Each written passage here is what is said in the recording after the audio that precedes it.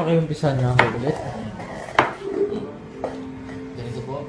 Ito po ang ampalaya. Hihiwain po natin ito. Ayan. Kung makikita niyo po, ayan, hiwain niyo siya ng dahan-dahan para hindi kayo masugatan. Hindi naman po prefer din na kailangan na exact yung size. Bahala po kayo kung ano gusto niyo. Ayan. Kung may spare po kayong kamay, mag-request na lang po kayo na magpapunos ng pawis. Pero kung tutulog po siya ng pusa, mas maganda kasi yun po yung natural. Sir, ano po ba lulutuin nyo? Ang tawag dito ay minunggo. Minunggo? Oo.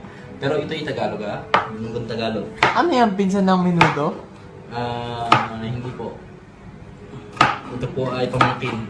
Pamangkin. Yan. Kung titignan niyo po ang ating hiwa ay malaman. Itutok po natin ang camera. Yan po. Nakikita niyo po. Yan. Yan. At One meron lang size. po tayo na isa. Yan. Kung nakikita niyo po yan. Hindi naman po natin kailangan na marami. Pero para hindi siya masayang, ubusin po natin. Kasi wala naman tayo pagagamitan. Ayan. Kung nakikita niyo po, ang tingnan kong mahiwa ang kamay ko, huwag yung pong gagayahin nyo. Ayan. Lalagyan po natin siya ng tubig. Ayan. Yung natatama lang po sa dami niya. At pag nilagyan niya ng tubig, lagyan niya siya ng asin. At kung wala kayong asin sa paligid, tingin-tingin po sa tabi. Ayan, may asin. Gago kayo mo post ko nga sa WhatsApp to. Ayan, asin.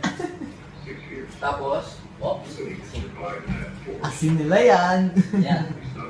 Ngayon, dahil sa pinost mo yan, ibili nyo mo salamat sa may-ari.